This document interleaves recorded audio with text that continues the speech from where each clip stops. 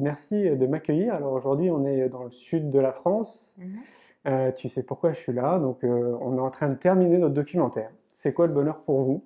Déjà depuis 1500 interviews à travers le monde. Et comme je te le disais en off, je crois que tu es la dernière personne que je dois interviewer, donc je trouve ça Mhm. chouette. Alors merci à toi. Merci. Donc, c'est quoi le bonheur pour toi, Sophie? Alors, c'est une très grande question. Moi, je relie le bonheur à tout ce qui m'invite dans la dimension du cœur, en fait. Alors, oui, tout ce qui est de cette énergie du cœur, où le mental est peut-être un peu moins présent, mais où il se passe des, des choses au niveau relationnel, au niveau des événements qui vont solliciter une partie de moi qui est vraiment dans ces profondeurs-là, quoi. Euh, et voilà, j'ai eu la chance dans ma vie de pouvoir expérimenter pas mal autour de ça. Et je dis pas que c'est simple, mais en tout cas, c'est ce qui, moi, me rend heureuse. C'est quoi? C'est proche de la spiritualité? Alors, est-ce que c'est de la spiritualité? Moi, j'ai envie de dire c'est proche du vivant. Moi, un des axes qui m'a permis de me connecter vraiment au cœur, ça a été l'enfant, mes enfants, et puis l'enfant en général. Parce qu'il y a un endroit où l'enfant il est tellement dans l'attente d'amour inconditionnel que être compétent, être raisonnable, être sage, être sérieux, etc., c'est des notions qui pour moi sont plus fabriquées que être juste en lien avec le cœur, avec l'enfant, dans cet amour inconditionnel, donc une écoute totale, une disponibilité et une présence vraiment authentique. Et voilà, pour moi, l'enfance a vraiment été le pont qui m'a permis de toucher à ça. Quand tu dis l'enfance, c'est quand tu as mis en place en 99 l'école ou c'est bien en amont quand tu as eu des enfants?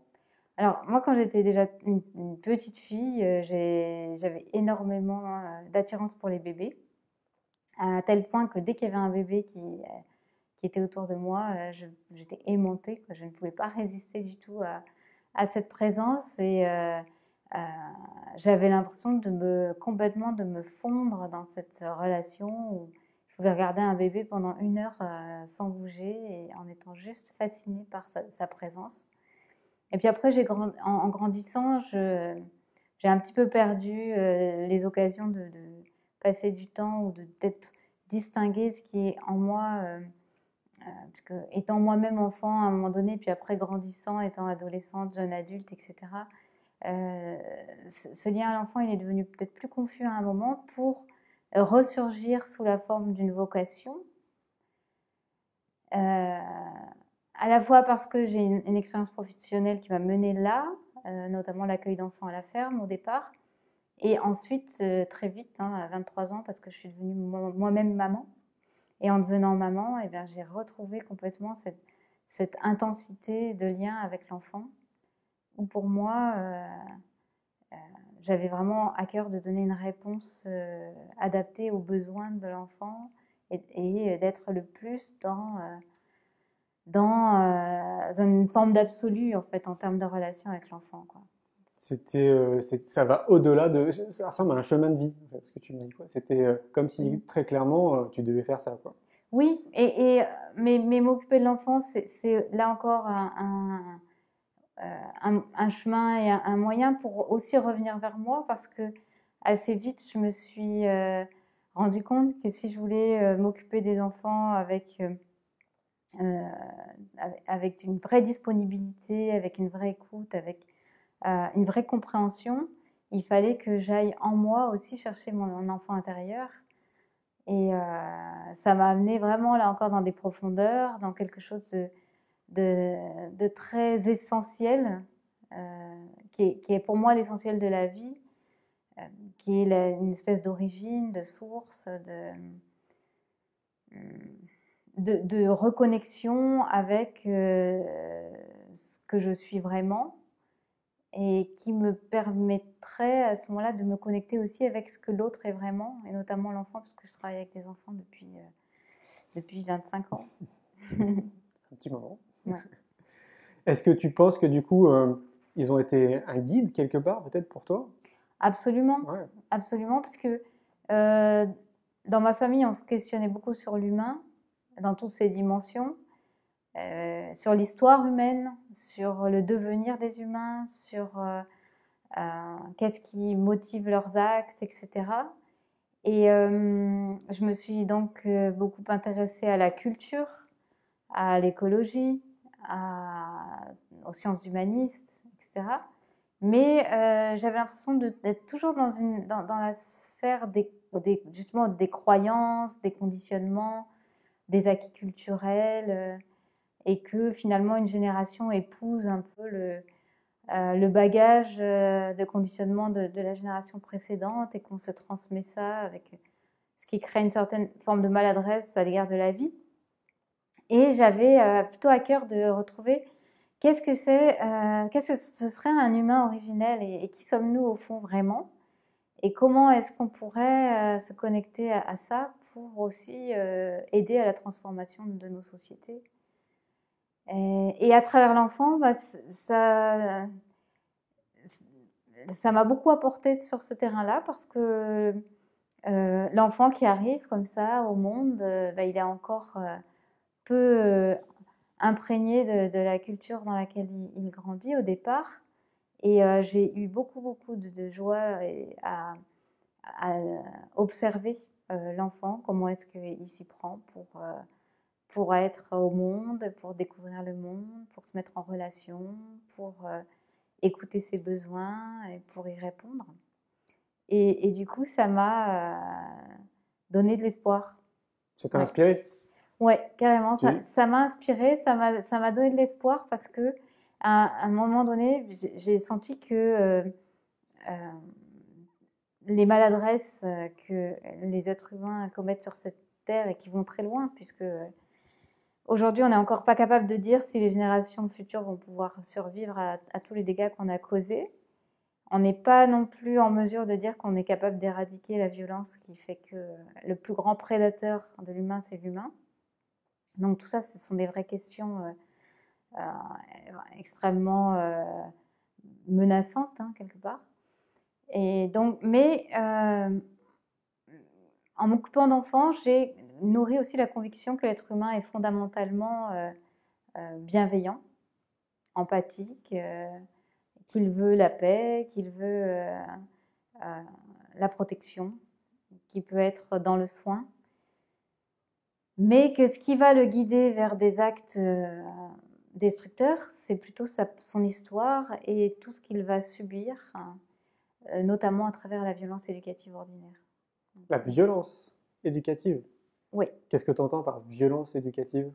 La violence éducative ordinaire, c'est toute cette somme de comportements soi-disant éducatifs que l'on va mettre en œuvre pour soi-disant éduquer un enfant, c'est-à-dire l'accompagner pour qu'il devienne un être adapté, conforme un petit peu à ce qu'on attend de lui, qui a ses chances de réussir dans la vie, etc., etc. Le conditionnement? Donc oui, c'est en clair, en un seul mot, ça serait ça, ça serait le conditionnement.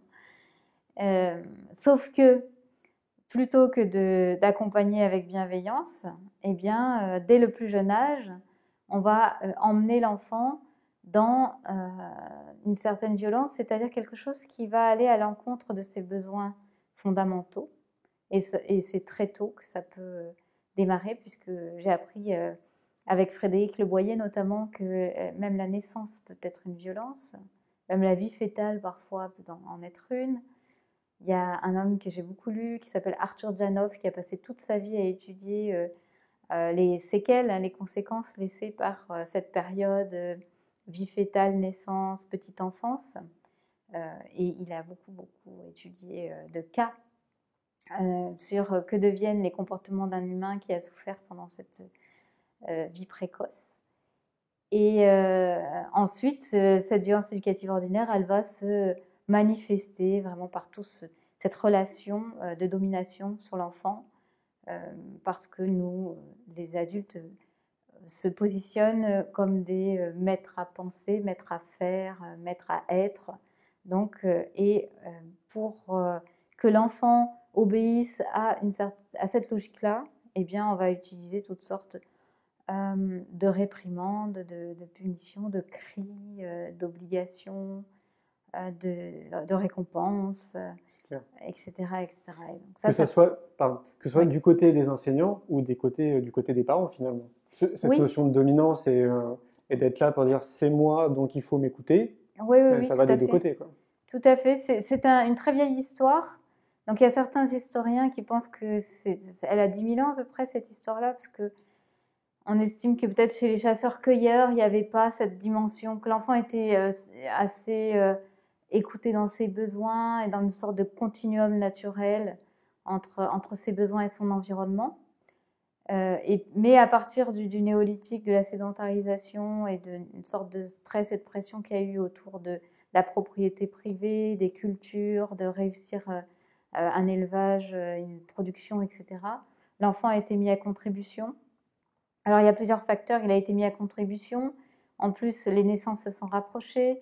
Donc, il y a peut-être eu aussi de la violence éducative qui s'est immiscée dans des relations plus complexes, plus difficiles dans les familles, etc., etc. Donc, il y a une espèce comme ça, de logique qui s'est installée depuis donc fort longtemps, puisque quand on étudie les textes les plus anciens, on va se rendre compte que même dans des textes datant de l'Antiquité, déjà, on préconise que l'enfant soit fouetté, frappé, malmené, s'il n'apprend pas correctement, par exemple. Donc, Ah oui, quand même. oui, ah non. Ah oui, d'accord. Vraiment, il y a un universitaire qui a étudié beaucoup de textes, c'est Olivier Morel, et il a mis en évidence à quel point dans toute la littérature humaine, on va retrouver cette préconisation d'être dans une posture de domination de l'enfant, et l'enfant doit obéissance aux adultes qui sont là autour de lui. C'est impressionnant. Ce qui veut dire que c'est finalement quelque chose de naturel qu'on se transmet de génération en génération depuis 10 000 ans, quoi.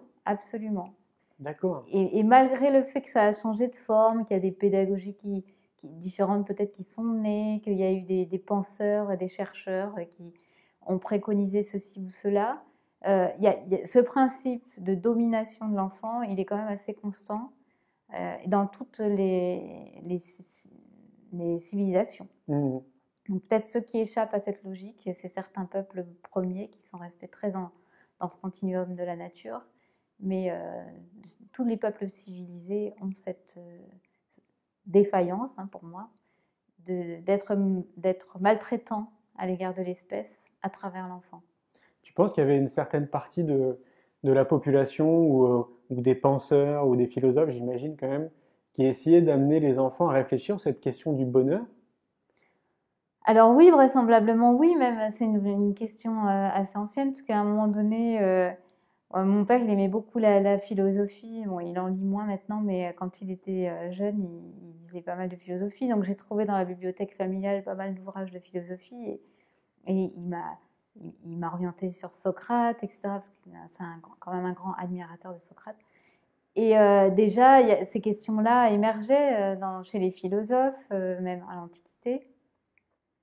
Après, la manière d'y répondre, oui, moi j'ai lu, mais après je suis passée assez vite à autre chose, parce que il y a tout ce questionnement intérieur que l'on peut faire vivre à un moment donné à l'intérieur de soi. Mais il y a la vie de tous les jours qui est là, avec les enjeux concrets. Et j'arrivais pas à faire coller Ouais. les deux, quoi. D'accord. Donc pour T'avais moi, quel il a âge à fallu l'époque? vraiment être dans l'expérience. Oui, bah, c'est clair, il Mm. faut vivre l'expérience. Et tu avais quel âge à l'époque quand tu étais dans ces lectures de Socrate? Alors ça, c'était mon adolescence. À partir de 14 ans, j'ai Ah oui, beaucoup lu. ok. Il y a eu Socrate, il y a eu beaucoup Krishnamurti. Voilà, Forcément. forcément. Donc qui parle aussi pas mal du bonheur. Parce que moi, je pense que réfléchir à cette question le plus tôt possible, donc dès notre enfance, j'ai le sentiment que ça nous donne un GPS dans notre vie. Et j'ai envie justement d'amener les enfants progressivement. Ce film, pour moi, il est très important parce que ça amène les gens à se questionner.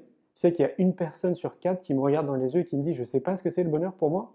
Mm. Et ça, pour moi, c'est un questionnement qui est énorme. C'est un Énorme. conditionnement qui est tellement colossal que les gens n'ont pas le temps de prendre du temps pour eux et de réfléchir à qu'est-ce que le bonheur pour eux. Ouais. Donc, si on amène les enfants le plus tôt possible à réfléchir à cette notion, à travers des ateliers de philo, par exemple, eh ben, je pense qu'on leur donne un GPS dans leur vie. Qu'est-ce que tu en Alors penses? moi, j'ai le sentiment que l'enfant, il est prédisposé au bonheur. Il a une énorme prédisposition. Mais ce qui va altérer cette prédisposition, c'est pareil que pour les apprentissages, hein, il est prédisposé aux apprentissages. Ce qui va altérer ces prédispositions-là, ça va être justement tout ce qu'on va lui coller sur le dos et qui ne lui appartient pas et qui fait que d'un coup, la vie devient pesante alors qu'elle aurait pu être finalement une expérience vécue avec une certaine légèreté. Eh bien non, parce qu'il y a une gravité dans nos sociétés qui fait qu'il faut être sérieux, il faut bien travailler, il faut donner du résultat, il faut faire des efforts, il faut être productif, il faut être quelqu'un, comme si on était personne. Il faut être quelqu'un. Il faut aussi donner satisfaction, donc nourrir le regard des autres. Il y a une somme de il faut qui est colossale et qui vient s'ajouter à ce dont l'enfant est témoin quand il est un petit enfant. C'est-à-dire que euh, je ne sais pas s'il y a beaucoup d'enfants qui voient autour d'eux des gens nager dans la joie et le bonheur, quoi. En Je tout suis cas, d'accord. peut-être pas dans nos sociétés. Mm, mm. Donc, moi, c'est que mes enfants, parfois, m'ont dit ouais, la vie des adultes, ça fait pas tellement envie, en fait, hein. Donc, Ouais. et mon fils aîné qui a 19 ans m'a encore dit récemment, tu sais, maman, j'ai pas envie de participer à tout ce système-là. Et je sais pas comment faire, mais j'ai pas envie de participer. Ça se comprend, hein. On perd notre enfant intérieur, plus les années passent, C'est ça. et plus on perd la magie qui s'opère en nous de manière naturelle. Ouais. Et peut-être plus tôt qu'avant, peut-être pas, j'en sais rien. C'est une supposition, mais en tout cas, il y a une autre dimension qui est venue s'ajouter, c'est la surinformation. Mm. L'enfant aujourd'hui est très très très informé euh, avec l'outil Internet. Et donc il y a des informations, à mon avis, qui sont assez positives, même très positives, sur ses droits, sur ce qui peut se passer un peu partout dans le monde et sur lequel on peut avoir un regard critique, un regard aussi empathique. Et puis, il est aussi informé sur plein de choses qui peut-être appartiennent pas vraiment au monde de l'enfance. Moi, je vois que tout ce que ma fille reçoit sur Facebook, il y a beaucoup de choses qui sont de l'ordre de l'épiphénomène, du fait divers, Mm, mm. parfois du sordide, Beaucoup. de la colère des gens, beaucoup de colère qui s'exprime. Et je crains que ce soit une nourriture indigeste pour l'individu qui se construit. Je suis d'accord avec toi. Mm. Ouais. Ouais. On peut considérer que tu es une spécialiste de l'éducation? Spécialiste, si c'est dans le sens d'Idriss Aberkan, c'est-à-dire qu'il y a 50 000 heures de vol, je pense que Ouais, j'y suis, ouais. d'accord. Vu le temps que j'ai consacré dans ma vie. On est d'accord. Ouais. Ouais. Donc il existe des solutions.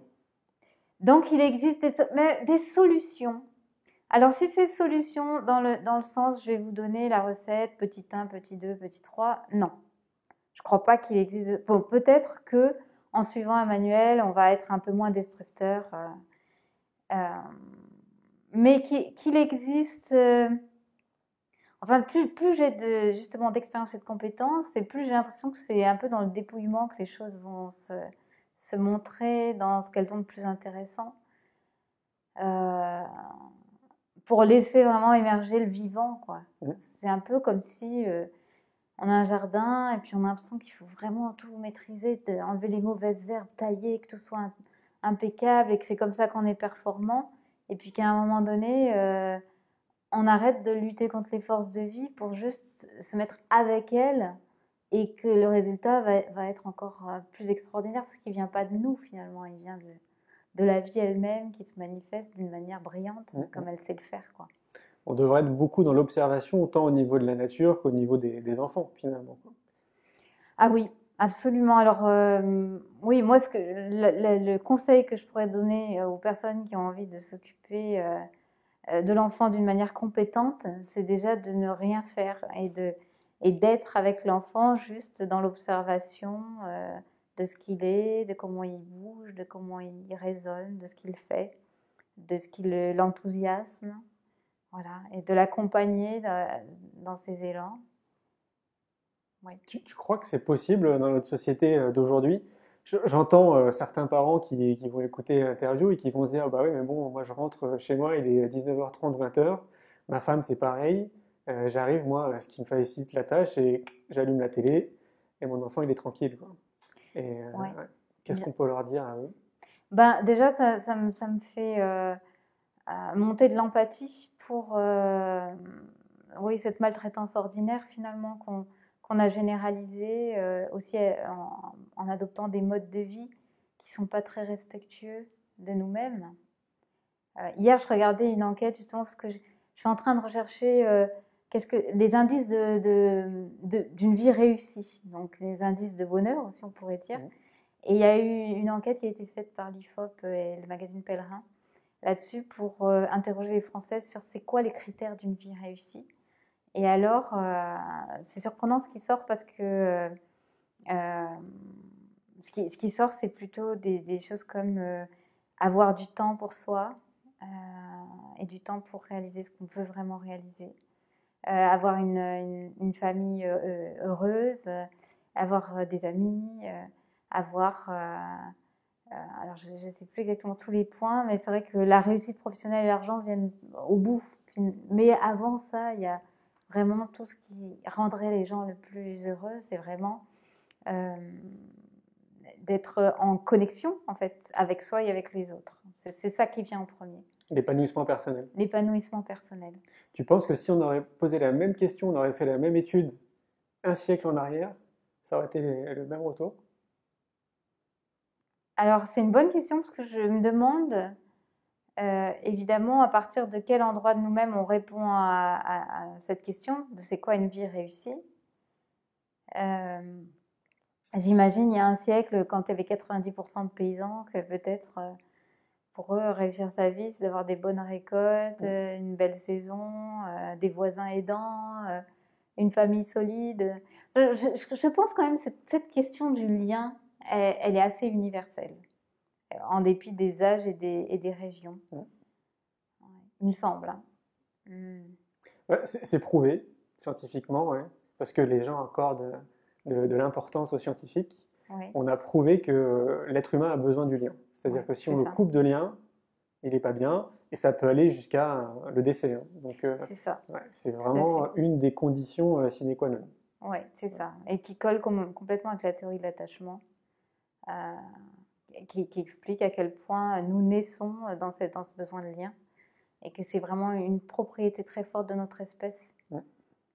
essentielle. Est-ce qu'on est d'accord sur le fait que tout part de l'éducation? Alors, personnellement, dans mon cheminement, quand je me suis questionnée sur comment est-ce que je peux contribuer à un changement, parce qu'il y a des choses qui ne me satisfont pas et que j'ai de la peine pour l'humanité, j'ai mal à l'humanité en regardant son histoire et en voyant tous ces malentendus, alors qu'on est sur une planète qui est absolument extraordinaire, généreuse, parfaite. Donc comment ça se fait qu'on se rend si malheureux? Et bien, pour moi, il est évident que ma contribution, elle allait passer par l'éducation, parce que je ne vois pas comment on peut accompagner des sociétés à être dans une conscience différente, dans une culture différente, dans des comportements différents, si on ne remet pas en question bah, tous ces apprentissages précoces qui vont nous façonner en quelque sorte et puis faire que bah, soit on est en bonne santé, on est nourri dans nos besoins, donc le cerveau a bien pu se développer aussi, le cerveau empathique, le cerveau celui qui nous guide dans nos relations, etc. Soit effectivement ce n'est pas le cas, et dans ce cas, eh bien, on va se retrouver dans une forme de pathologie individuelle et sociale qui fait qu'on a une forme d'incapacité au bonheur, justement. Mmh. Complètement, ouais. Alors, si on est raccord là-dessus, est-ce que tu peux nous expliquer ce que toi tu fais justement dans ce cadre éducatif? Comment tu essaies d'accompagner au mieux justement ces enfants pour en faire des petits êtres lumineux qui sont déjà d'origine, mais peut-être les accompagner dans cet épanouissement personnel? Alors, je prétends pas y arriver à 100%, hein, parce que c'est une mission très compliquée, mais le fil que je tire depuis maintenant une vingtaine d'années, c'est que ce qui m'intéresse, c'est comment nourrir les besoins de l'enfant. Et quand on parle de besoins, on parle dans le sens des éthologues ou des naturalistes qui vont nous rappeler que l'être humain est une espèce vivante parmi d'autres espèces vivantes et que à ce titre-là, il a une logique qui répond à l'intelligence de la nature et que cette logique-là, eh bien, à l'intérieur même de cette logique-là, il y a un certain nombre de besoins qui méritent d'être connus et d'être nourris pour que l'être humain aille le mieux possible. Donc c'est le fil que je tire donc, depuis toutes ces années. Je me suis demandé, bon, ben, un petit bébé, moi je vais devenir maman. Hein, à l'époque, je savais que j'allais devenir maman, mais je ne savais pas comment répondre aux besoins de mon enfant. Alors j'entendais des choses, on me disait, il faut faire comme ci, il faut faire comme ça, c'est bien d'aller à la maternité. On a beaucoup de chance d'avoir des maternités modernes parce que c'est la sécurité, etc. Il y a la médecine. Et puis finalement, je me suis rendu compte que si j'écoutais vraiment au fond, et c'est là que je reparle aussi de la dimension du cœur, parce que ma tête pouvait m'apporter certains raisonnements, mais j'avais besoin de mon cœur pour vérifier que c'était bien mon chemin. Et je me suis rendu compte que par exemple, la maternité, c'était pas mon chemin. Donc j'ai 4 enfants qui sont nés à la maison.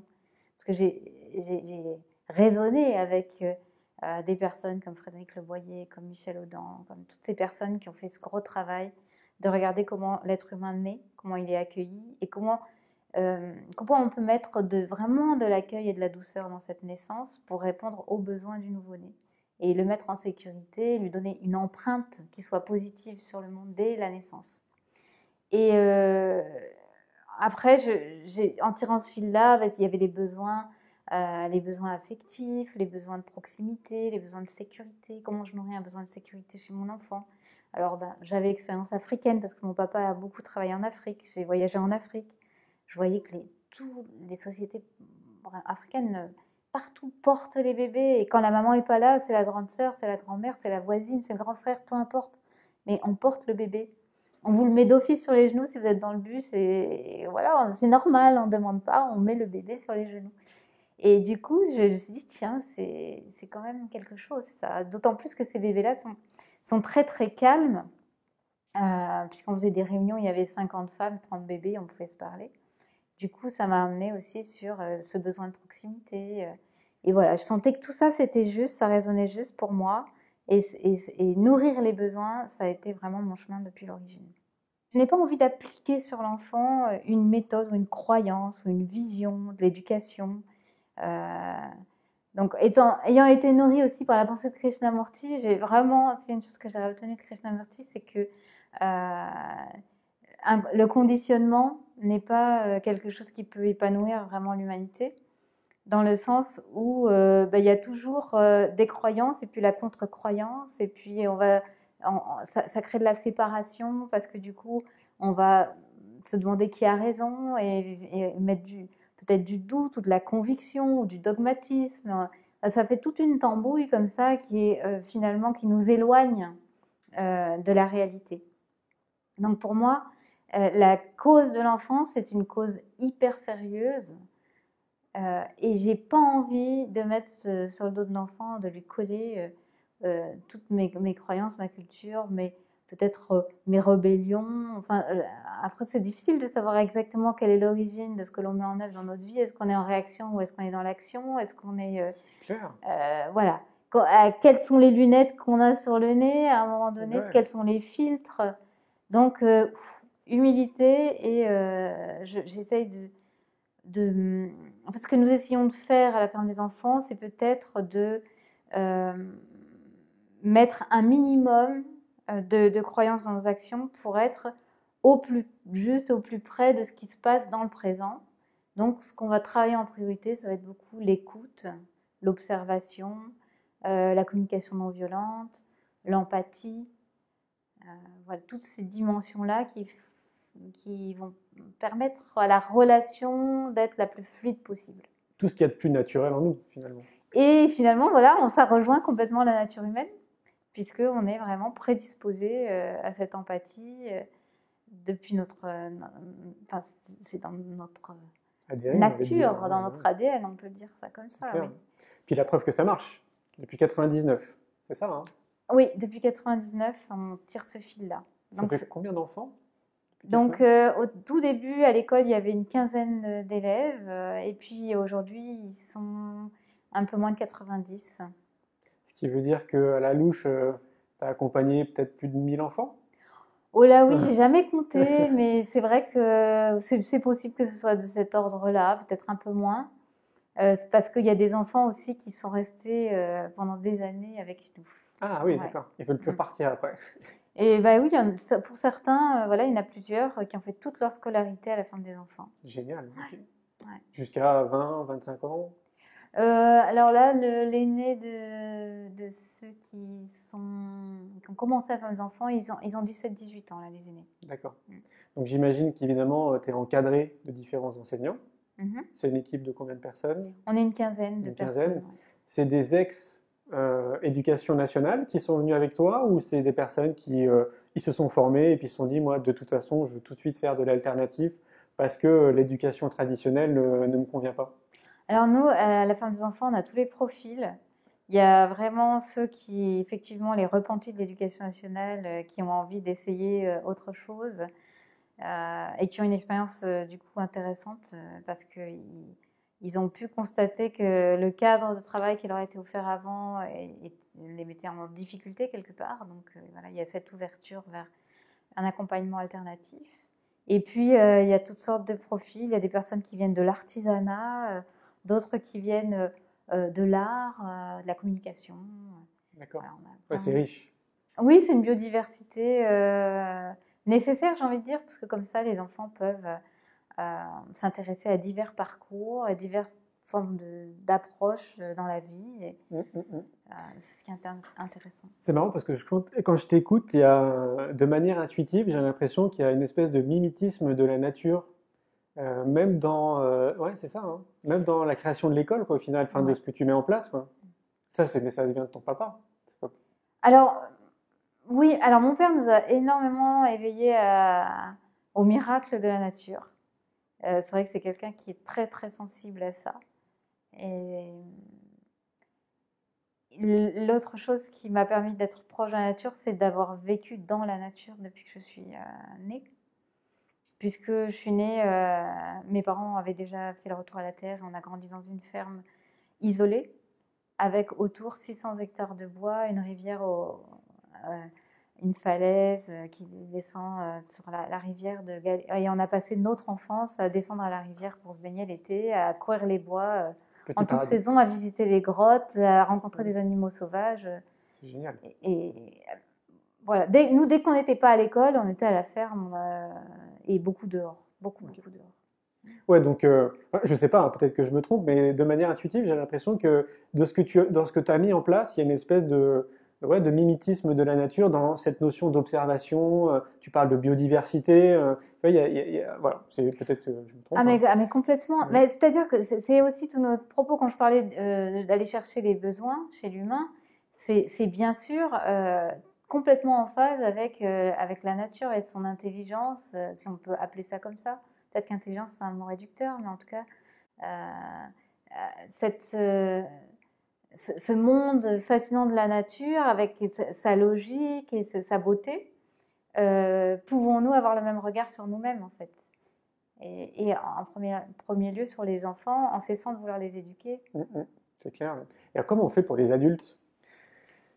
Eh oui, c'est un gros travail pour moi. Hein, je peux témoigner que pour moi, ça a été un gros travail de déconditionnement, d'aller chercher pas à pas les souffrances, l'enfant intérieur.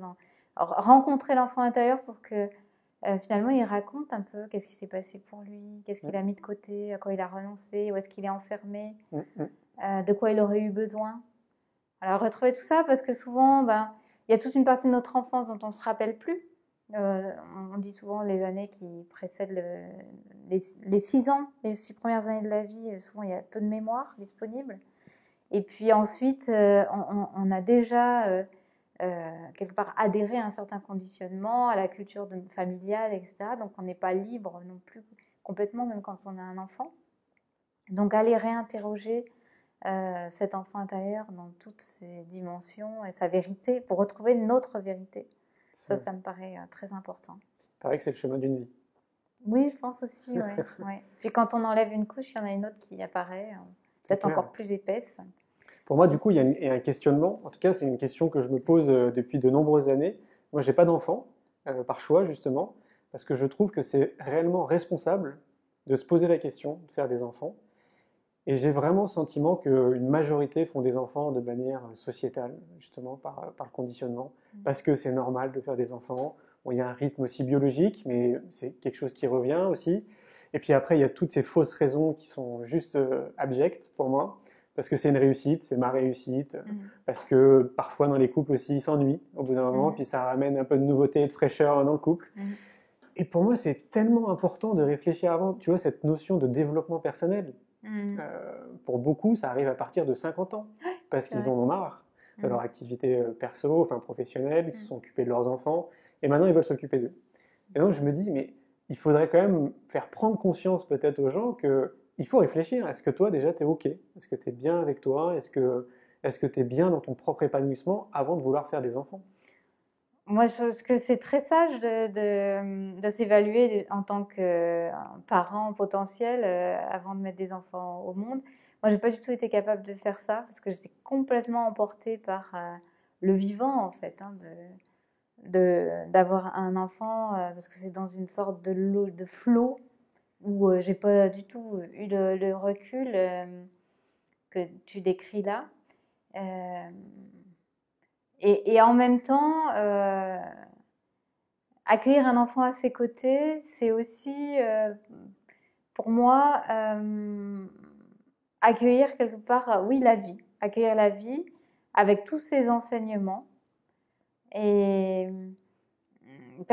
moi, ça m'a vraiment permis de me connecter à ce flot de vie qui passe comme ça d'une génération à l'autre et qui nous emmène avec des fois nos chaos, euh, nos maladresses, nos incapacités.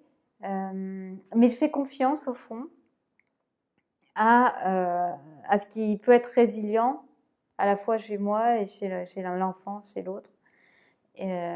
Parce que finalement, est-ce que la vie, c'est pas ça aussi? C'est pas bon, c'est pas l'autoroute, quoi. C'est voilà, on part en chemin et puis des fois il y a des obstacles, il y a des trous, il y a des flaques, il y a des branches qu'il faut pas se prendre dans les yeux, etc. Donc on fait ce chemin main dans la main avec l'enfant.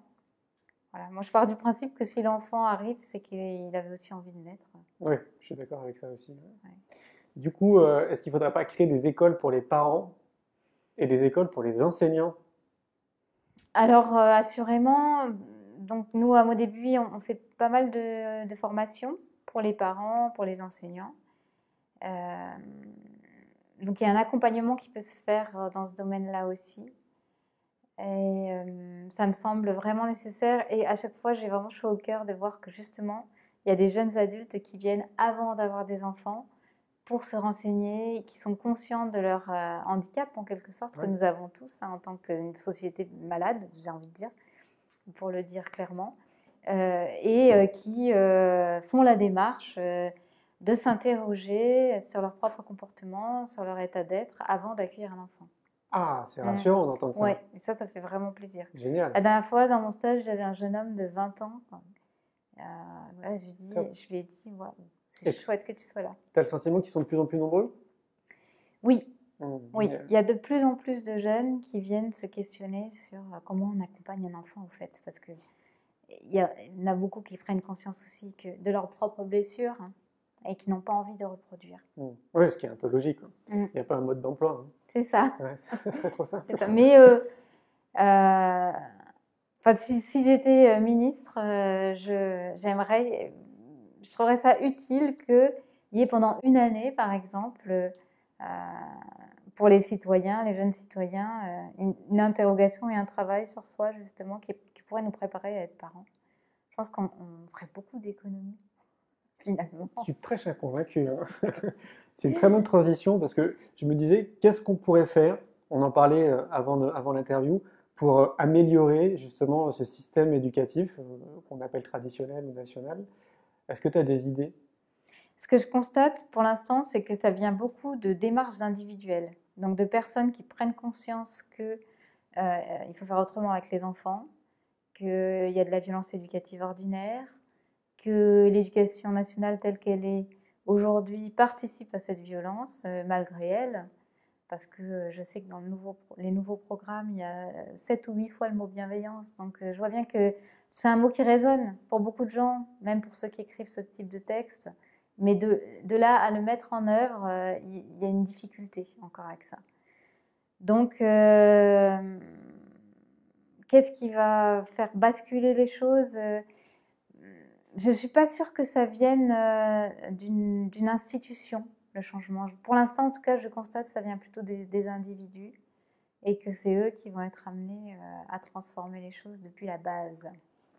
On est bien d'accord. Est-ce que ça s'est pas toujours produit de cette façon? Ben, finalement, j'ai l'impression que si, c'est-à-dire que les vrais experts, ce sont les personnes du quotidien, les personnes du terrain. Donc on appelle ça maintenant des experts d'usage. Mais c'est exactement ça. Donc c'est les élèves eux-mêmes, c'est les enfants, c'est les enseignants, les éducateurs, les parents qui sont face au quotidien à des questions, à des problématiques. Et du coup, c'est assez logique que ce soit ces personnes-là qui, à un moment donné, se mettent en route en disant, ben voilà, je ne peux plus fonctionner avec ça et j'ai envie de trouver d'autres réponses. Et puis, tous ceux qui passent à l'action et qui mettent en pratique des milliers d'initiatives partout en France et dans le monde, d'acteurs du quotidien, mais qui se sont dit, ok, donc moi j'ai compris, mais je vais peut-être pouvoir aider aussi mes confrères et semer des graines autour de moi. Exactement, moi c'est exactement comme ça que je me suis formée. C'est-à-dire, bah oui, j'avais une intuition à l'intérieur de moi, une envie, un besoin, mais je ne savais pas comment la mettre en œuvre. Et puis j'ai regardé ce qui se faisait autour de moi, j'ai commencé à lire, j'ai découvert des lectures passionnantes comme celle d'Alice Miller par exemple, Maria Montessori, etc. Et on est toute une communauté et on est la communauté humaine et heureusement on peut se nourrir les uns des autres de ce que chacun a découvert ou redécouvert ou transmet là où il est. Ouais, c'est comme ça que ça fonctionne. Ouais. Exactement, ouais. Tu penses qu'on pourrait donner un conseil aux gens qui nous écoutent, qui ont envie de passer à l'action, mais qui se sentent un peu pieds et poings liés, ils ne savent pas trop comment commencer? Ben, moi, j'ai le sentiment que là où on peut commencer. Et parce que le commencement, pour moi, il est à l'intérieur. Donc déjà, changer de posture intérieurement, eh bien, c'est déjà le commencement de quelque chose. Et même si dans les faits, ça ne se matérialise pas encore vraiment, qu'on est peut-être dans une profession qui ne satisfait pas, ou peut-être dans des conditions, des modes de vie qui ne répondent pas complètement aux besoins.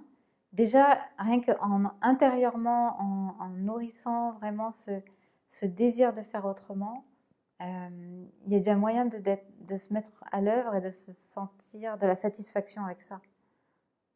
Ou peut-être tout simplement venir à la ferme des enfants pour être inspiré. Ah ben, nous, on accueille dans la limite de nos petits moyens, parce que c'est une petite structure, mais il y a effectivement plusieurs portes qui font qu'on peut accueillir du public, des gens en formation, des stagiaires, etc. Tu as eu des feedbacks derrière de personnes qui ont créé des structures ou, ouais. Ah oui, absolument, Ouais, oui. ok, On a un génial. certain nombre d'anciens stagiaires de formation qui ont monté des écoles, des lieux divers et variés. Super. T'aimes bien les citations? Est-ce que j'aime bien les citations? En fait, souvent, c'est comme les blagues, je les retiens pas. Ah, ok. Je vais te demander, est-ce qu'il y a une citation que tu préfères parmi toutes ces citations qui existent? Moi, je les trouve très inspirantes. Les citations, je trouve que c'est quelque chose qui est important dans notre vie. Et j'ai plein de citations chez moi parce que je trouve que c'est inspirant, c'est de les voir au quotidien. Mm. Et il y en a une de Gandhi que j'aime beaucoup, qui est Sois le changement que tu veux voir dans le monde, parce que pour moi, ça résume tout. Ouais. Voilà. Moi, j'ai eu assez longtemps Voir ce qui est de Krishnamurti, qui m'a accompagnée. Et j'aimais bien aussi la phrase de Jung qui dit tout ce qui ne parvient pas à la conscience revient sous forme de destin. Et il a ajouté seul l'amour guérit vraiment. C'est magnifique. Merci Sophie. Merci beaucoup.